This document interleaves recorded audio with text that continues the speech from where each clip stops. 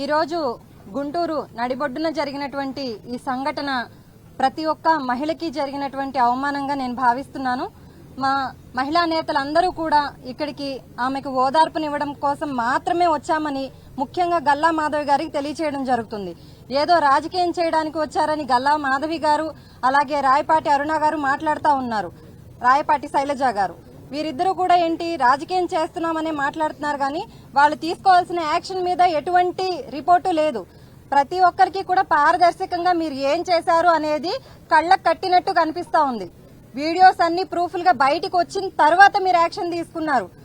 ఆవిడ మధ్యాహ్నం పూటే వెళ్లి మేము కంప్లైంట్ ఇచ్చాము, నా గాజులన్నీ పగిలిపోయి నాకు రక్తం కారుతా ఉంది, మేము వెళ్లి కంప్లైంట్ ఇస్తే కూడా మీరు ముందు వెళ్లేసి హాస్పిటల్కి వెళ్ళండి అని చెప్పారు.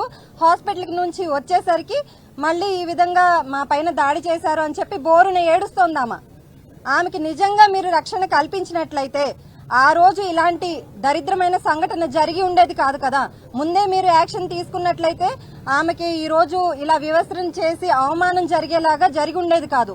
ఏనాడో మనం మహాభారతాల్లో విన్నాము, చదువుకున్నాము, దుర్యోధనుడు దుశ్శాసనుడు లాంటి వాళ్ళు ఇలాంటి నీచమైన పనులకు సిద్ధమవుతా ఉంటారు అని. అది చదువుకున్నాం కానీ విన్నాం, కానీ మనం అయితే కళ్ళకు కట్టినట్టు చూసింది ఈ ప్రభుత్వంలో మాత్రమే అని నేను చెప్తున్నాను డంకాపదంగా.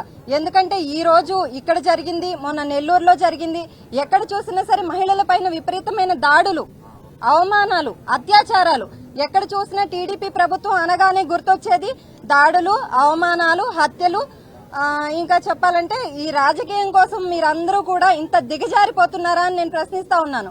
ఈ రోజు చంద్రబాబు నాయుడు గారు ఎవరైనా మహిళ పైన చేయి వేస్తే అదే ఆఖరి రోజు అని చెప్పారు.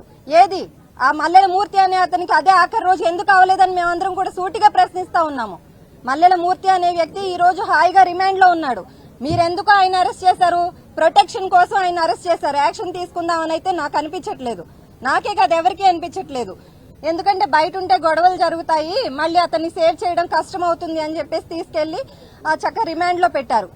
మీరు గనక నిజంగా చిత్తశుద్ధి ఉన్నట్లయితే గనక ముందుగా ఎవరైతే ఈ ఘటనకు పాల్పడ్డారో ఆ 9 మంది వ్యక్తుల మీద కూడా ఖచ్చితంగా స్ట్రింజెంట్ యాక్షన్ తీసుకొని అప్పుడు చెప్పండి మీరు మహిళలకు మేము ఈ గవర్నమెంట్ లో ప్రత్యేకమైన రక్షణను కల్పిస్తున్నాము అని చెప్పి.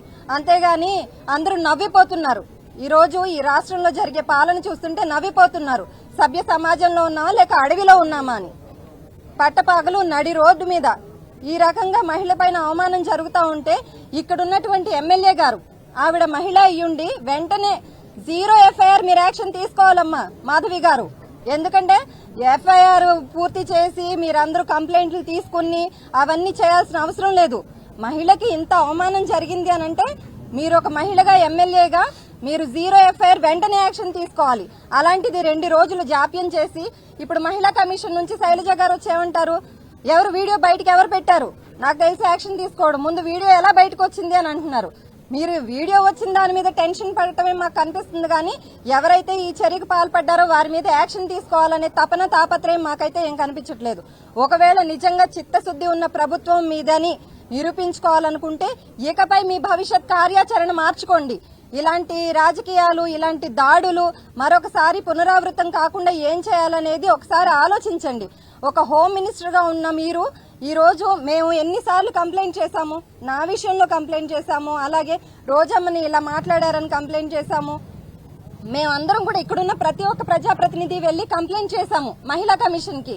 మీరు యాక్షన్ తీసుకోండి, మహిళల్ని చులకనగా చూస్తున్నారు, అవమానిస్తున్నారు, అవహేళన చేస్తున్నారు, కేవలం రాజకీయం కోసం ఇంతలా దిగజారిపోతారా అని చెప్పి మేము కంప్లైంట్ ఇచ్చాము.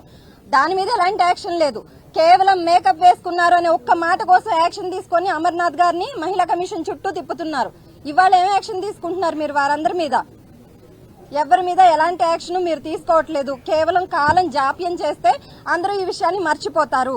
ఎవరిని ఎలా హింసించినా సరే, ఎవరిని ఎలా అవమానించినా సరే మీకు పట్టట్లేదు. కేవలం మీ కార్యకర్తల్ని కాపాడుకోవడమే మీరు ధ్యేయంగా ముందుకు పోతా ఉన్నారు. అసలు నాయకుడు అనేవాడు సరిగ్గా ఉంటే ఖచ్చితంగా ఆ నాయకుడు వెనకాల నడిచే కార్యకర్త కూడా కరెక్ట్ గానే ఉంటాడు.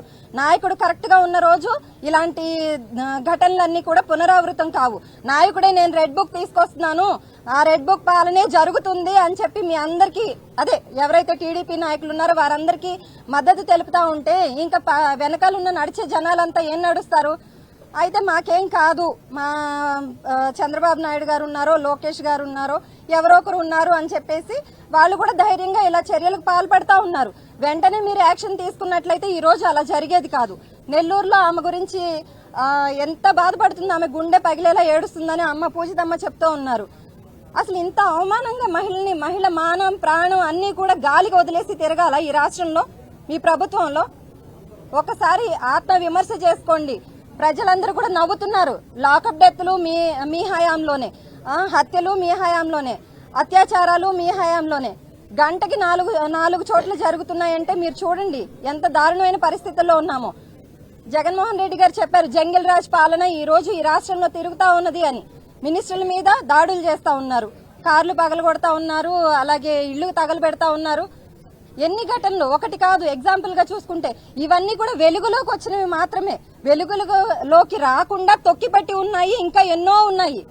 ఇవన్నీ వెలుగులోకి వచ్చి సాక్ష్యాధారాలతో ఉన్నాయి కాబట్టి ఇవన్నీ మేము మాట్లాడగలుగుతున్నాం.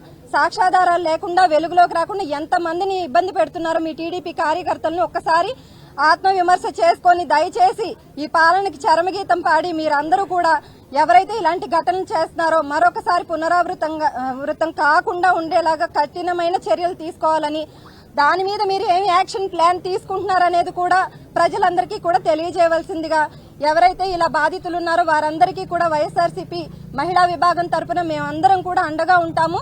అలాగే ఇలాంటి కార్యక్రమాలు ఎవరైతే చేపడుతున్నారో వారందరికీ కఠినమైన శిక్షలు ఖచ్చితంగా జరిగేలాగా మీరు పునరావృతం కాకుండా చూడాలని చెప్పి మీ అందరినీ డిమాండ్ చేస్తా ఉన్నాము.